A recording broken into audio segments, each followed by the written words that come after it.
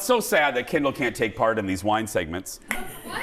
I'm just joking. For roughly the past month, our next guest has been sipping, hiking, skydiving her way through New Zealand. And now she's back with her favorite wines from down under. Please give it up for the one and only, our wine diva, Leslee Miller. Hello, Les.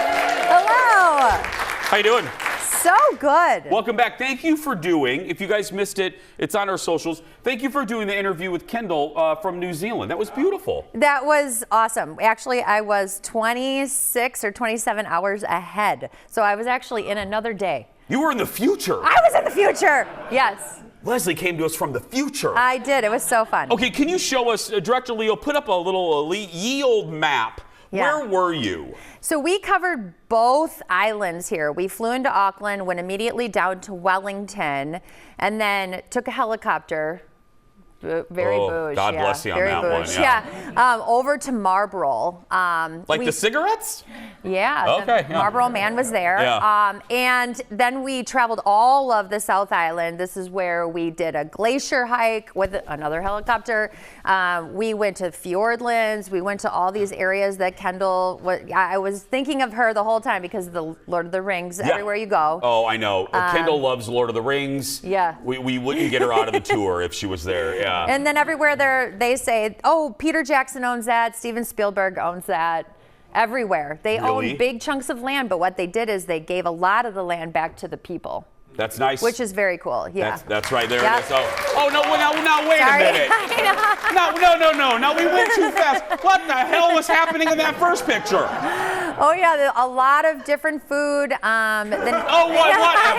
Now sorry. you're skipping past the studio audience wants to know. Were you naked in that hot tub or something?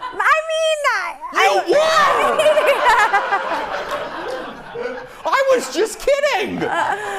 Maybe. You were naked in New Zealand? A few times, yeah. A few times. Atta girl. I mean, we're almost 50. So listen, we're almost there, Jason and I. That's so right. you got to just live it up. Okay. Okay, let's talk about Marlborough because this is a very important region. This is the region of Marlborough we're starting with. Okay. I'm gonna have you start with this little guy on the end. That's that's a different grape actually for us. So this is such a fascinating conversation, which I learned so much when I was there.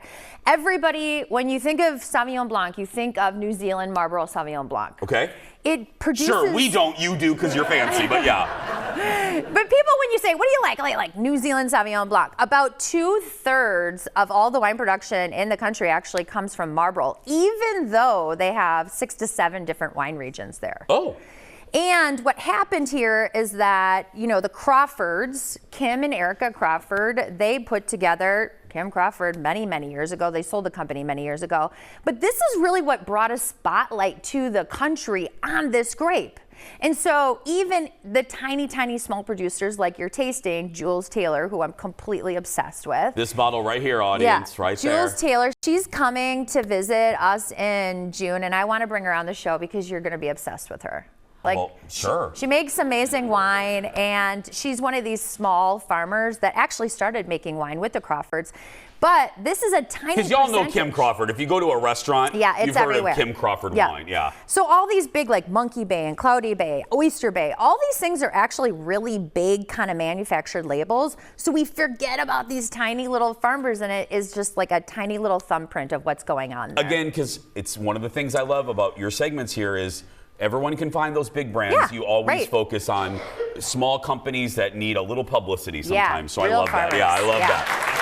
So the Jules Taylors of the world, Spy Valley, these guys are amazing. They're actually set up right in the middle of Spy Valley. This is where a majority of the world's satellites sit to listen for spies, which is very cool. Yeah, it's very cool. Which one is that? Can I drink that one? Yep, this guy here on the end. Okay, so that's all I'm worried stylistically, about. Yeah. this is one thing to be cognizant of. Taste different New Zealand wines. Oh. Right? Very different. That is a marked difference between Spy Valley and Jules. Yeah, Jules, right? This is sparkly. Yeah, it feels like almost like tingly on your tongue. Yeah. Yes. Okay. Very crisp and kind of what you think of like New Zealand savvy. Okay. Now you go into the middle of the South Island, and you're in this very amazing region called Central Otago. This is where I'm going to move to later. I'm going to move here. Get like a 3-bedroom. Yeah, so yeah. I mean, please. Yeah. So I used to live and work in the Willamette Valley of Oregon, and this to me felt so identical to that. Which one is it? So let's start here with this little Pinot Noir. Okay. This is what this region in the middle is known for. They're known for Pinot Noir, and these are not big companies.